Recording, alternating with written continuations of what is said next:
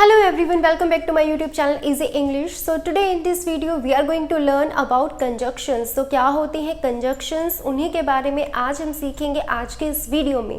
तो देखो कंजक्शन क्या होते हैं, सिंपली अगर मैं आपको बताऊं तो कंजक्शन होते हैं जोड़ने वाले वर्ड, जो दो शब्दों को, दो लाइंस को जोड़ने का काम करे, उन्हीं को कंजक्शन कहा जाता है।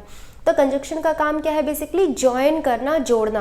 दो वर्ड्स को भी जोड़ सकते हैं, दो लाइंस को भी जोड़ सकते हैं, दो फ्रेजेस को भी जोड़ सकते हैं। फ्रेज क्या होता है, लाइन का कोई पार्ट, पूरी लाइन ना हो, लाइन का पार्ट हो, ठीक है, तो उसको भी जोड़ने का काम करते हैं। अब ये जो कंजक्शन है ये 3 टाइप्स की होती हैं, उसमें से आज का जो हमारा टॉपिक है वो है कोरिलेटिव कंजक्शंस। तो चलिए without wasting any time start करते हैं आज का अपना ये टॉपिक कंजक्शन।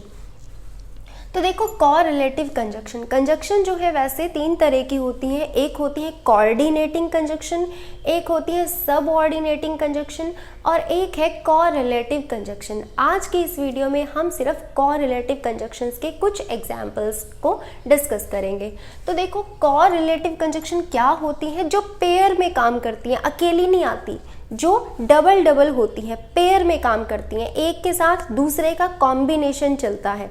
जैसे नॉट ओनली, नॉट ओनली कभी भी अकेला नहीं आएगा, इसके साथ आपको लाइन में बट ऑल्सो भी दिखाई देगा। तो इसीलिए ये कोरिलेटिव कंजक्शन है कि एक दूसरे से क्या है, रिलेटेड है। तो कोरिलेटिव कंजक्शन है फर्स्ट आपकी नॉट ओनली बट ऑल्सो। इसका मतलब क्या है, नॉट ओनली, ना केवल ये, बट ऑल्सो, बल्कि ये भी। जब दो चीज़ें हो, आपको कहना हो कि वो बस इंटेलिजेंट नहीं है बल्कि वो एक अच्छा शेफ भी है, वो सिर्फ पढ़ाई में अच्छा नहीं है, वो खेल कूद में भी अच्छा है, तो उसमें ना सिर्फ ये बात है बल्कि ये बात भी है, तो आप नॉट ओनली बट ऑल्सो की हेल्प से वो बात कह सकते हो। For example, he is not only rich, कि वो ना केवल रिच है but also a good human being.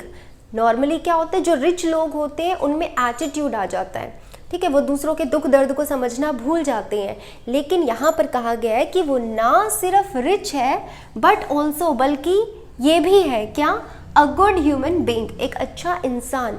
तो नॉट ओनली के साथ पेयर में कौन सी कंजक्शन यूज की जाती है, but also. He is not only rich but also a good human being. He is not only good at studies but also in sports, कि वो ना सिर्फ स्टडी में अच्छा है बल्कि स्पोर्ट्स में भी अच्छा है। तो इस तरीके से नॉट ओनली बट ऑल्सो का यूज़ किया जाता है। I hope this is clear. Not only का मतलब ना सिर्फ ये बट ऑल्सो, बल्कि ये भी। Clear. Next is both and. Both and, both का मतलब है दोनों और एंड का मतलब है और। तो बोथ एंड जो है इस कंजक्शन का यूज़ भी साथ में किया जाता है। और किस तरीके से किया जाता है, both my brother and sister are coming tonight. आपको कहना है कि आज दोनों आ रहे हैं, मेरा भाई भी मेरी सिस्टर भी, ठीक है, या मेरा भाई और मेरी सिस्टर दोनों आज आ रहे हैं। तो आपको दोनों वर्ड भी लगाना है और वर्ड भी लगाना है। तो बोथ जो है वो आपको स्टार्टिंग में लगाना है।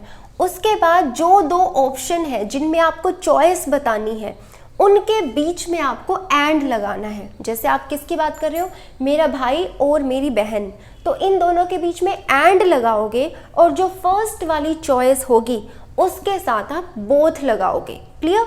तो both my brother and sister are coming tonight. तो आर कमिंग कौन सा टेंस है ये, present continuous. Is am are किसकी हेल्पिंग वर्ब है, प्रेजेंट की, और आईएनजी का मतलब क्या होता है, रहा, ठीक है।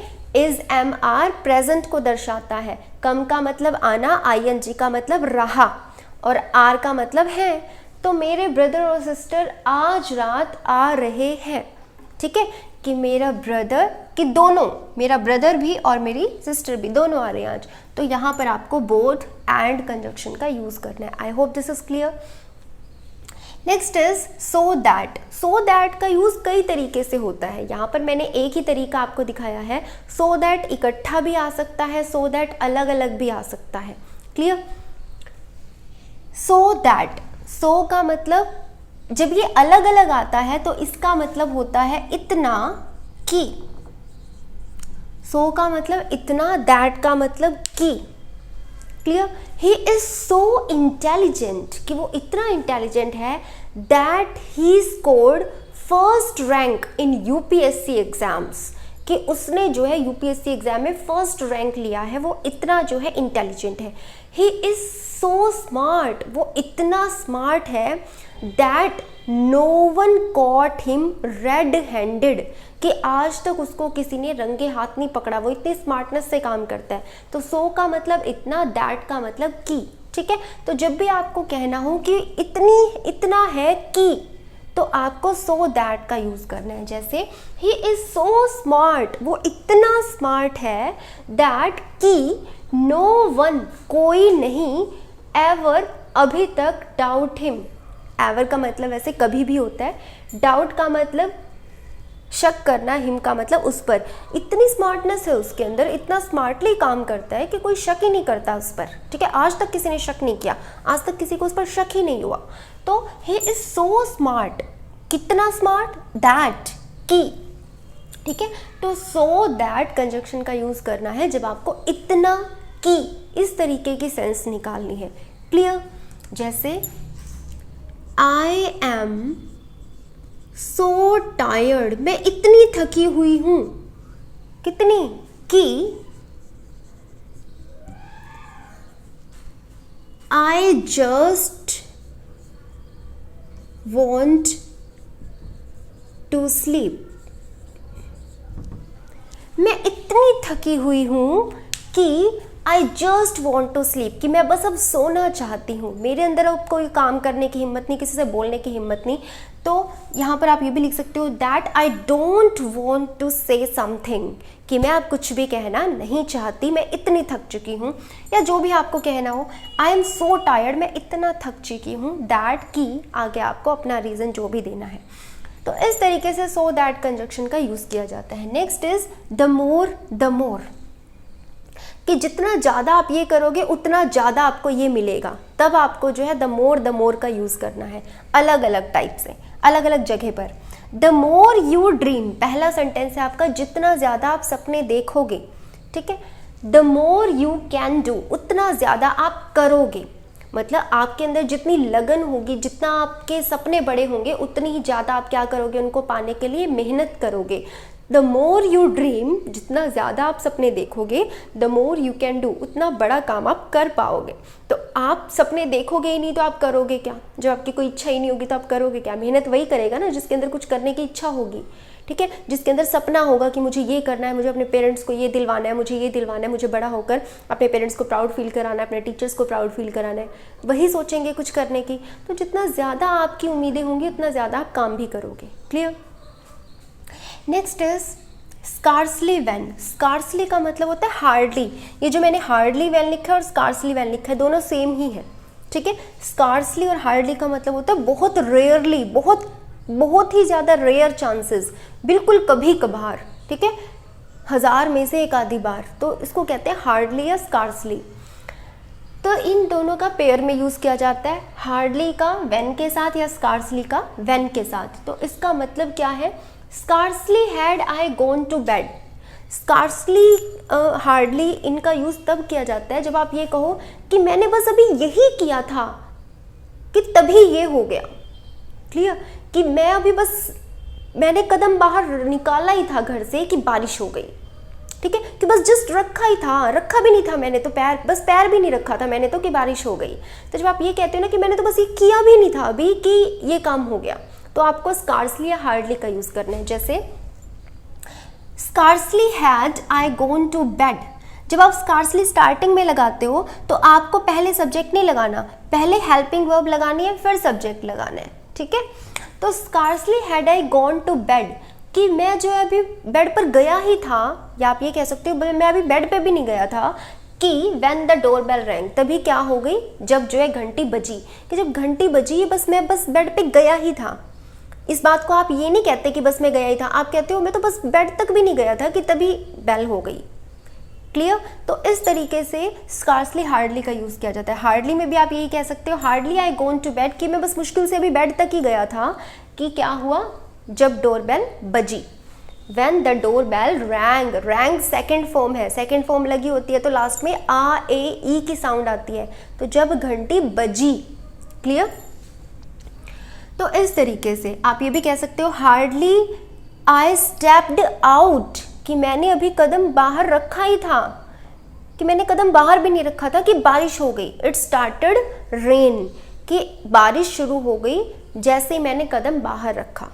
क्लियर? तो हार्डली और स्कार्सली इनका यूज़ व्हेन के साथ किया जाता है। नेक्स्ट इज ईदर और। ईदर और तब यूज़ किया जाता है जब आपके पास दो चॉइसेस हो, दो ऑप्शन हो, कि या तो ये या ये, और नाइदर नोर का मतलब ना ये ना वो। क्लियर? तो आप जब ऑप्शन लेते हो या तो ये या ये, तब आप आइदर और का यूज़ करते हो। जब आप कहते हो ना ये ना वो, तब आप नाइदर नोर का यूज़ करते हो। क्लियर?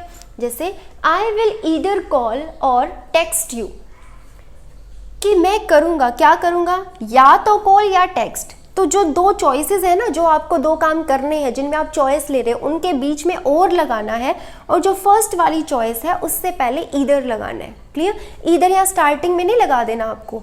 जो चॉइसेस हैं उसमें से फर्स्ट चॉइस से पहले, जिन दो ऑप्शन की आप बात कर रहे हो उसमें से फर्स्ट वाले ऑप्शन के साथ आपको ईदर लगाना है, और जो दो ऑप्शन है उनके बीच में आपको और लगाना है।